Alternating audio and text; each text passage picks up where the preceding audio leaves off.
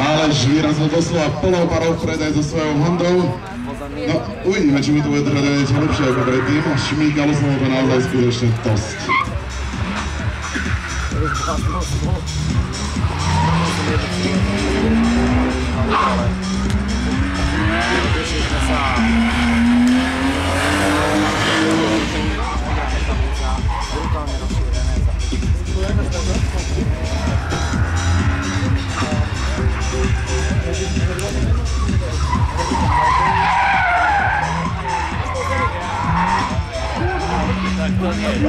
Ja som to povedal, že sa mu to šmíka, nech to tam naháňa, aby som povedal mladý muž.